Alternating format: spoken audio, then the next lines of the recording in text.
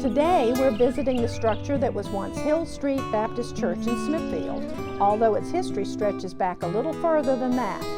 Welcome to Hill Street Baptist Church. It has been decommissioned as a sanctuary. I took the cross off myself in a very respectful and careful manner. Let's go upstairs. There are two stairwells, one in each tower, and they both lead upstairs to the balcony. But one of them keeps on going. Oops. Watch your step. It's dark in here. You could keep going up if you really felt like it. But we're going into the darkest recesses of the church. You might get to see a little of this room now. We've worked our way across the sanctuary. And there's the floor.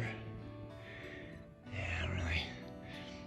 This structure was built in 1923 on the site of an earlier church, believed to be built around 1830. They had the same footprint, and when this new sanctuary, the current sanctuary, was built, they incorporated some of the material from the old structure into it. Almost everything inside of this church is original, with the exception of the darker material you can see and these platforms.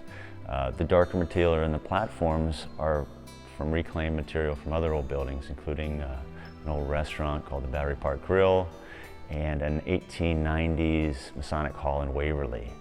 These benches were sat upon by the brotherhood or sisterhood of that Masonic lodge in Waverly, as is all this darker material.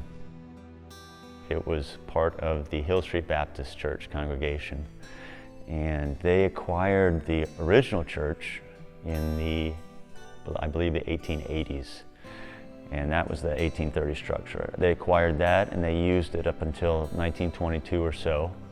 I guess they outgrew it, and they decided to dismantle it, and they built this structure.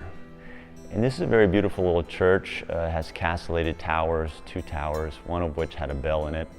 It has a pressed metal ceiling, standing seam metal roof.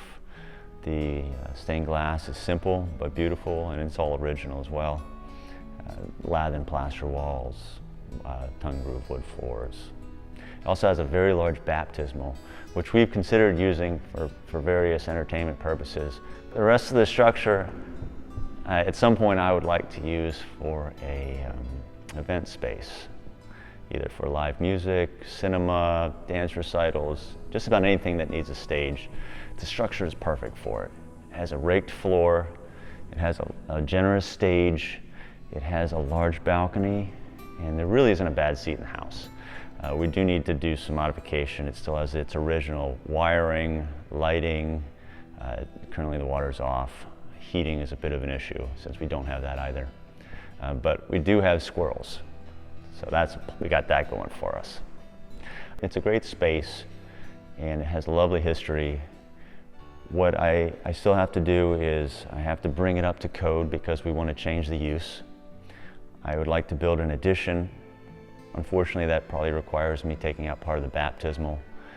But the addition is still a bit of a question mark, because when I bought the original building and lot, it had a big triangle missing out of the property. And I found out that that was still owned by Main Street Baptist. They were the church that was here during Hill Street's time.